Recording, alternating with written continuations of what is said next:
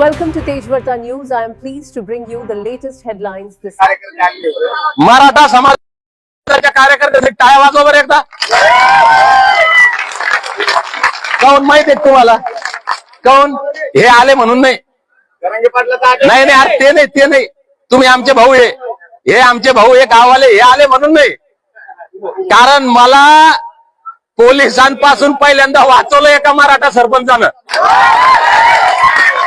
आणि मी जाहीरपणे सांगतो, या राज्यामध्ये जातीपातीचे राजकारण करून समाजाचं वाटोळ करणाऱ्या सगळ्या बांडगुळांना दादा सांगतो, ज्या गाडीत आलो नाही का सुरक्षित, ती गाडी मराठ्याची होती, मराठाच चालवत असायचं.